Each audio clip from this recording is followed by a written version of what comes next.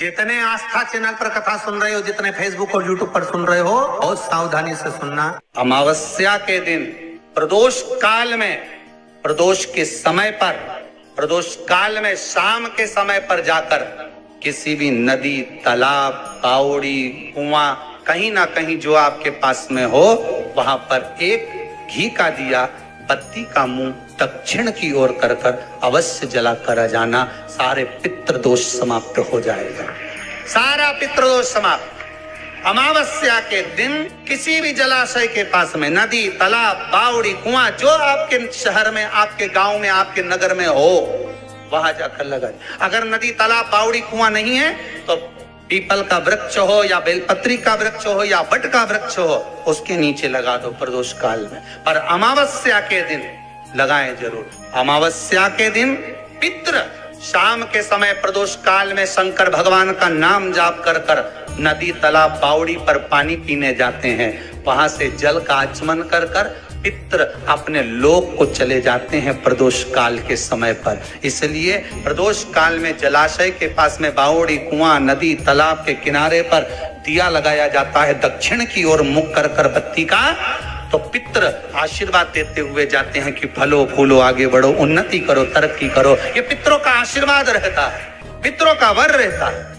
आप देंगे, कुछ करा ना करा, फिर अमावस्या के दिन दिया दक्षिण की ओर बाती का मुख कर कि गाय जब अपने बछड़े को दूध पिलाए और बछड़े के मुख पर जो फेन आए, उस फेन को अमावस्या के दिन चम्मच में लेकर, जो बच्चा चिड़चिड़ करता हो या पढ़ाई में मन नहीं लगता हो या दिमाग थोड़ा सा कमजोर हो, डॉक्टर के इसका विवेक काम नहीं कर रहा, बुद्धि काम नहीं कर रही है, उस बच्चे को 2 या 3 अमावस्या गाय जब बछड़े को दूध पिलाए, बछड़े के मुंह पर जो फेन आता है वो फेन उस बच्चे को पिला दिया जाए तो बच्चा विद्वान होता है, उसका विवेक काम करना प्रबल हो जाता है। जिसके शरीर पर सफेद दाग पड़ गए हो, चर्म रोग हो गया हो, चमड़ी सफेद पड़ गई हो, गाय जब अपने बछड़े को दूध पिलाए, उस बछड़े का मुख में जो फेन आए उसको निकाल लीजिए।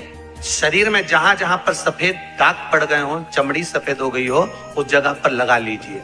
कम से कम आधा घंटा बैठ जाइए और बैठने के बाद में, उसके बाद में फिर स्नान कर लीजिए। उस फेन का प्रयोग कर देखिए, चमड़ी अपने असली रंग में आना प्रारंभ हो जाती है। जहां पर पति और पत्नी के संबंध बेकार हो जाते हैं, विवाद हो जाता है, अदालत में बात पहुंच जाती है, परिवार वालों पर दहेज का केस चालू हो जाता है, कहीं ना कहीं किसी ना किसी रूप में कार्रवाई चालू हो जाती है, पति पत्नी में वापिस प्रेम को बढ़ाया जाए। उस प्रेम को बढ़ाने के लिए शंकर भगवान का कनेर के पुष्प की माला, काय के पुष्प की, कनेर का वो पीला जो फूल होता है, आप टीवी पर दर्शन कर रहे होंगे, कनेर के पुष्प की माला जो ऊपर जलाधारी लगी है, जिस जलाधारी में से बूंद बूंद पानी गिरता है, ये शंकर भगवान की 5 बेटियों का स्थान है। कौन कौन सी बेटी नाम ले? जया, विषहरा, शामली बारी, तौतली और 5वें नंबर की देव। ये शिव जी की 5 लड़की है जो पानी बूंद बूंद नीचे गिरा रही है। शंकर भगवान की बेटियों के स्थान से शंकर भगवान की जो ये जलाधारी है, जलाधारी अशोक सुंदरी वाला स्थान, ये जो जलाधारी है, बेटियों के स्थान से जलाधारी तक जो कनेर के माला बनाकर स्पर्श कर लगा देता है, प्रदोष काल के समय पर उस पति पत्नी में कितना भी झगड़ा हो रहा हो, आपस में प्रेम बनना प्रारंभ हो जाता है। अदालत का केस धीरे धीरे समाप्त हो गया, अदालती कार्रवाई। यहां तक कहा गया कनेर का पुष्प, भाई भाई में विवाद हो रहा हो, जमीन के लिए विवाद हो रहा हो, किसी प्रॉपर्टी के लिए विवाद हो रहा हो, या किसी अन्य विवाद में पड़े हुए हो, या तुम्हारे दुश्मन बढ़ रहे हो, तो भी कनेर का पुष्प शिव को समर्पित किया जाए। जो हनुमान जी महाराज को 3 तरह की माला समर्पित होती है, एक आकड़े के पत्ते की, दूसरी बेलपत्र के पत्ते की, तीसरी पीपल के पत्ते की। ये 3 तरह की माला जब शंकर हनुमान जी महाराज को समर्पित होती है, जिस समय पर अगर व्यक्ति के जीवन में बहुत भारी रोग हो गया है, बहुत ज्यादा कष्ट हो गया है, कैंसर जैसी बीमारी भी अगर उसको घेर ली है और किडनी लीवर सब बेकार हो गया, तो निवेदन है पीपल के पत्ते की माला बनवाओ 108 पत्ते की, और हनुमान चालीसा का हर पत्ते पर स्मरण करिए महाराज। आप हनुमान चालीसा पढ़ते जाओ, माला में गांठ लगाते जाइए, और वो माला जो व्यक्ति कैंसर से पीड़ित है हाथ का स्पर्श कराइए और शंकर को चढ़ाइए, अपने आप दवाई लगना प्रारंभ होगी। कैंसर जैसा रोग भी धीरे धीरे समाप्ति पर आएगा।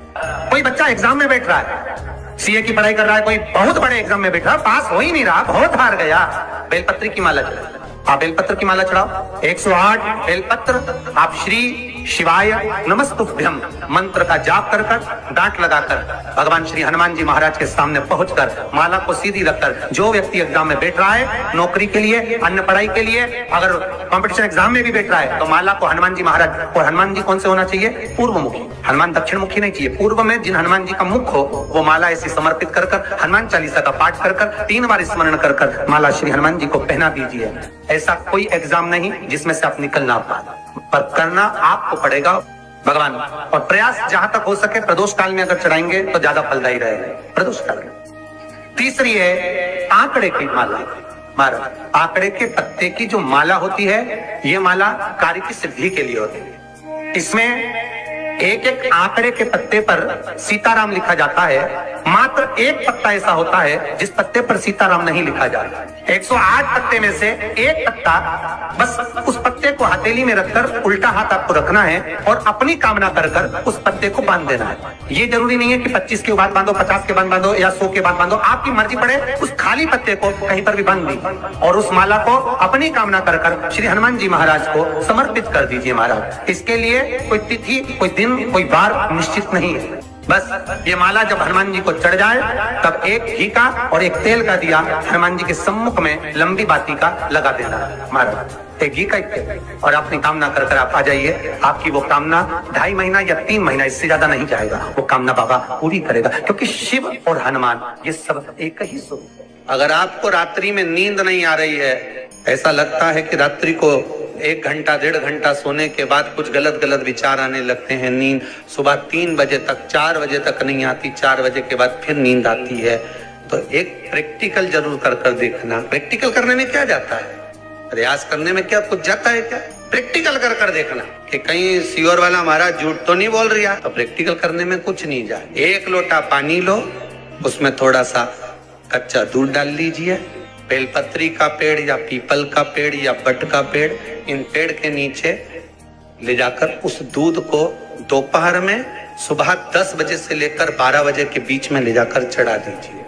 रात्रि को फिर ना आपको प्यास लगेगी, ना भूख लगेगी, नींद एक बार लगी तो सुबह ही खुलेगी। प्रैक्टिकल करने में क्या जाता है? श्री शिवाय नमस्तुभ्यम, सब बोलिए एक बार जमकर, श्री शिवाय नमस्तुभ्यम।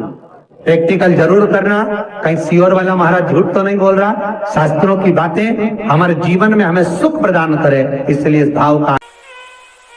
कावड़ियों को 2 चीज का स्मरण हमेशा रखना चाहिए कि जब जल भरने के लिए कावड़िया घर से जाए, आप लोग भी अगर कोई 16 अगस्त को सीहोर आए, हम आपसे भी कहेंगे, कावड़िया जब जल भरने के लिए जाए तो 2 चीजों का स्मरण होना चाहिए। एक, अपने घर से निकलते समय दरवाजे के बाहर 2 स्वस्तिक बनाकर अवश्य आए। 2 स्वस्तिक बनाकर अवश्य आए। कावड़ियों का नियम होना चाहिए, घर से जब निकले 2 स्वस्तिक दरवाजे पर बनाकर आना चाहिए। जिस समय आप कावड़ का जल चढ़ाकर वापिस घर की ओर जाएं, तो वो 2 स्वस्तिक जो तुमने बनाए हैं उस पर कावड़ का जल छींटना अवश्य चाहिए। उस घर से लक्ष्मी कभी समाप्त नहीं होती, उसमें भरी रहती है। कावड़ियों का स्मरण में आना चाहिए। जब जल भरने जाओ, तुम्हारे दरवाजे पर स्वस्तिक बना होना चाहिए।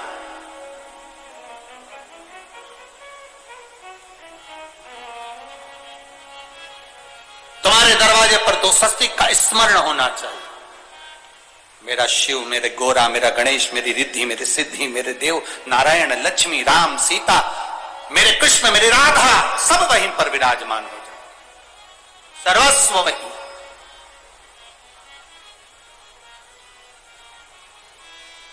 कावड़ियों को स्मरण होना चाहिए और कावड़ियों को इस बात का भी स्मरण रखना चाहिए कि अपनी कावड़ यात्रा, जैसे सीहोर में तो 10-11 किलोमीटर की है, सीहोर सीवन नदी से जल भरा और 11 किलोमीटर दूर बाबा कुबेर भंडारी को चढ़ाया।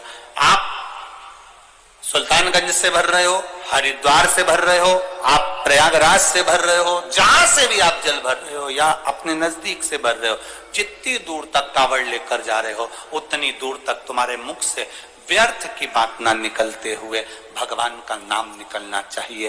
बोल बम का नारा है, बोल बम बोल बम बोल बम बोल बम।